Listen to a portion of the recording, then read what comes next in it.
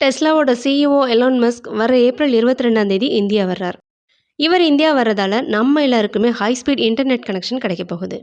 இவர் இந்தியா வர்றதுக்கான main reason டெஸ்லாவோட இவி வெஹிக்கிள்ஸ்க்கான இண்டஸ்ட்ரீஸை இந்தியாவில் எஸ்டாப்ளிஷ் பண்ணணுன்றது தான்.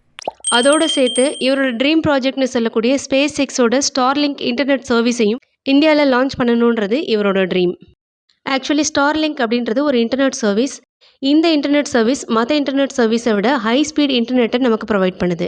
ஸ்டார்லிங்க் அப்படின்றது ஸ்பேஸ் எக்ஸோட சேட்டலைட்ஸ் எல்லாத்தையுமே கனெக்ட் பண்ணக்கூடிய ஒரு இன்டர்நெட் சர்வீஸ். ஸ்பேஸ் எக்ஸ் அவங்களோட சேட்டலைட்ஸ் எல்லாத்தையுமே ஏர்த்லேருந்து லோ ஆர்பிட்டல் ரேஞ்சிலே லான்ச் பண்ணியிருக்காங்க.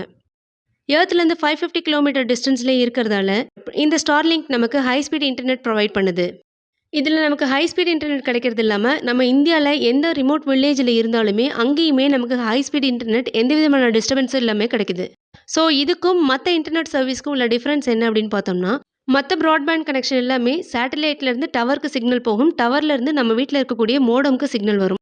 மற்ற ப்ராட்பேண்ட் சர்வீஸில் எல்லாத்துலேயுமே நம்ம ஓஎஃப்சி கேபிளுக்கு தனியாக பே பண்ணணும்.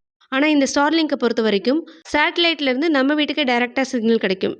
இந்த ஸ்டார்லிங்க் கனெக்ஷனை நம்ம பர்ச்சேஸ் பண்ணும் பொழுது இதில் இன்ஸ்டாலேஷன் கிட் கொடுப்பாங்க.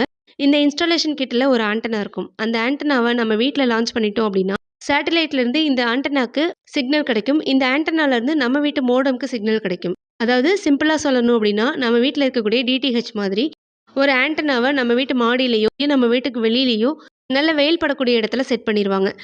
ஸோ இந்த ஆண்டனா சேட்டலைட்லேருந்து நேராக சிக்னலை ரிசீவ் பண்ணும். அதுலேருந்து நம்ம வீட்டு மோடம்க்கு கனெக்ஷன் வரும். இப்போ நம்மளோட மொபைலையோ டிவியோ மற்ற அப்ளையன்சஸையோ இதோட நம்ம கனெக்ட் பண்ணிக்கலாம். சேட்டலைட்லேருந்து டைரெக்டாக கனெக்ஷன் எடுக்கிறதால நடுவில் எந்தவித சிக்னல் பிரேக்கேஜும் இருக்காது. அது மட்டும் இல்லாமல் ஹை ஸ்பீட் இன்டர்நெட் கிடைக்கும். இதோட இன்டர்நெட் ஸ்பீடு 25 mbpsலேருந்து 250 mbps வரைக்குமே கிடைக்கும்.